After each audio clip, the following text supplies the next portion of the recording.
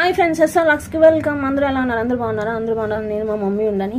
ఈరోజు కర్రీ ఏంటంటే నాలుగు ఆకుకూరలు కల్తీ పుల్లకూర చేస్తున్నాము. కల్తీ పుల్లకూరకు కావాల్సినవి పచ్చిమిర్చి, ఆనియన్,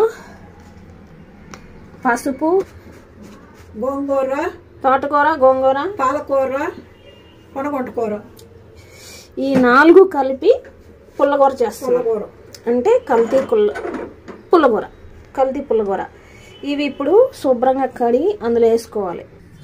ఇప్పుడు కడిగిన ఆకుకూరలు ఇందులో వేసేసుకున్నాము. కుక్కర్లో స్టవ్ అంటించేసి మూత పెట్టేసుకొని ఉడికిన తర్వాత తర్వాత కల్తీ ఆకుకూరలు బాగా ఉడికిపోయినాయి. ఇలా ఎన్నించుకున్నాము. ఇలా ఎన్నించుకున్న తర్వాత దీన్ని పోపు పెట్టుకోవాలి.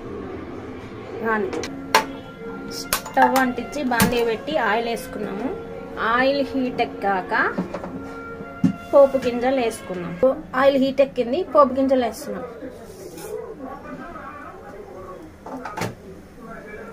ఆవాలు, జీలకర్ర, మెంతులు ఇప్పుడు చిటపట అన్నాయి. తర్వాత ఆనియన్ వేసాము, సన్నగా కట్ చేసుకుంది గిరమాతకి. అది కొంచెం గోల్డ్ కలర్ రావాలి. ఇప్పుడు మనం కరేపాకు వేసాము. ఆ పోపుని ఇందులో ఇప్పుడు ఆ పోపుని వేసుకున్నాం కదా. ఇప్పుడు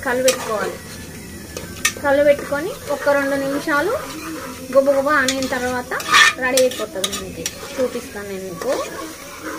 చాలా టేస్టీగా ఉంటుంది, భలే ఉంటుంది. ఇప్పుడు మనకి కల్తీ కూర రెడీ అయిపోయింది. ఎంతో టేస్టీ కల్తీ ఆకుకూరల కర్రీ. సూపర్ అంటే సూపర్ ఉంటుంది. మీరు కూడా ట్రై చేయండి. ఎలా ఉందో కామెంట్ బాక్స్లో పెట్టండి. కొత్తగా చూసే వాళ్ళు సబ్స్క్రైబ్ చేసుకోండి. పక్కన ఉన్న బెల్లని టక్ కొట్టండి. Like and share.